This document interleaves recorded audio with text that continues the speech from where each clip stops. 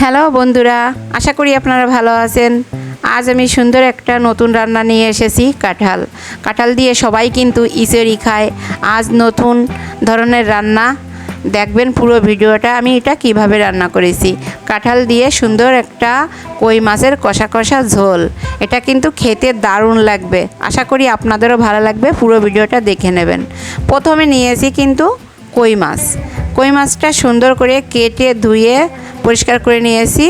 এই যে দেখেন, কই মাছ কিন্তু কাটতেও কষ্ট হয়, তাহলে কই মাছটা কেটেই নিতে হবে। এখন এর গায়ে দিয়ে দেবো 1 চা চামচ লবণ আর 1 চা চামচ হলুদ গুঁড়ো।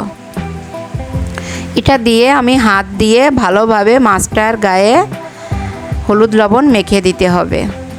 হলুদ লবণটা মেখে কিন্তু মাছটা ভেজে নিতে হবে। এই যে মাছের গায়ে হলুদ লবণ মাখানো হয়ে গেছে, চলে যাব রান্নাঘরে যে চুলায় ফ্রাই প্যানটা বসিয়ে দিয়েছি, গরমও হয়ে গেছে। তেলও অ্যাড করে দিয়েছি। তেলটা একটু নেড়ে চেড়ে নেব। এখন দিয়ে দেব কই মাছটা কিন্তু ভালোভাবে ভেজে নিতে হবে, যেহেতু কই মাছ কিন্তু একটু নরম। সবাই কিন্তু নরম মাছ পছন্দ করে না, তাই একটু কড়া করে ভেজে নিতে হবে কই মাছটা ভালোভাবে ভেজে নিতে হবে। আর এখন এই মাছগুলো এপিট ওপিট করে কড়া করে ভেজে নিতে হবে মাছটা কিন্তু উল্টানো হয়ে গেছে, আর একটু এপিটটা হলেই মাছগুলো তুলে নিতে হবে। সুন্দর করে মাছটা কিন্তু ভাজা হয়ে গেছে, এখন তুলে নিতে হবে। এক একটি করে মাছ তুলে নেব। এই যে মাছগুলো তুলে নিয়েছি, দেখেন সুন্দর করে কিন্তু ভাজা। এখন ওই তেলে দিয়ে দেবো পেস্টটা সুন্দর করে কুচি করে নিয়েছি। এখন এই তেলে দিয়ে দেবো পেস্ট কুচি আর 1 চা চামচ রসুন কুচি। রসুনটাও কিন্তু কুচো নিয়েছি। পেঁয়াজ আর রসুন একটু গোল্ডেন কালার করে ভেজে নিতে হবে। নেড়ে চেড়ে পেঁয়াজ আর রসুনটা গোল্ডেন কালার করে ভেজে নিয়েছি। এখন মাঝে একটু জায়গা করে দিয়ে দেবো গোটা মশলাগুলো একটু থেতলে নিয়েছি।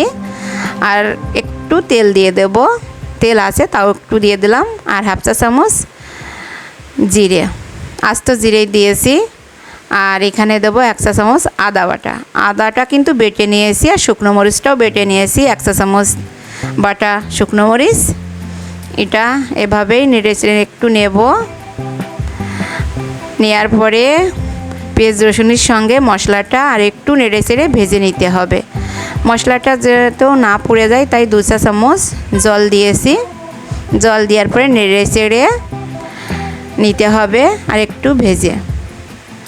সুন্দর করে মশলাটা ভাজা হয়ে গেছে। এখন দিয়ে দেব পরিমাণ মতন জল। কাঁঠালের ইচেরি বাদে কিন্তু কাঁঠালের কষা কষা কই মাছ দিয়ে ঝোল, এটা কিন্তু গরম ভাতের সাথে খেতে খুবই সুন্দর লাগবে।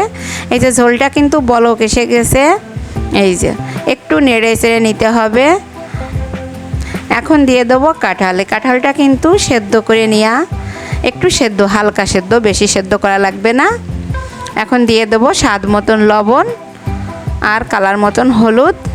আর এর সঙ্গে দিয়ে দেবো 1 চা চামচ মশলার গুঁড়ো আর কয়েকটি কাঁচামরিচ। এখন এগুলো দিয়ে ভালোভাবে একটু নেড়ে চেড়ে নিতে হবে। এখন এর উপরে দিয়ে দেবো ভাজা মাছ। কই মাছগুলো কিন্তু সুন্দর করে ভাজা হয়েছে। এখন এর উপরে সাজিয়ে বসিয়ে ঢাকনা দিয়ে ঢেকে দেব। এখন ইচ্ছা মতন জাল দিতে হবে কাঁঠালের কষা কষা ঝোল। এই যে দেখেন অনেকটাই কিন্তু জাল করে নিচ্ছি। এখন একটু খুলে নিতে হবে, ঢাকনা খুলে এটা একটু নেড়ে চেড়ে নিতে হবে। এভাবেই কাঁঠাল রান্না করে খেয়ে দেখুন, আপনাদের খুবই মজা লাগবে। গরম ভাতের সঙ্গে কাঁঠালের কষা কষা ঝোল, ইচেরি বাদে এখন ঝোল খেয়ে দেখুন, খুব সুন্দর লাগবে।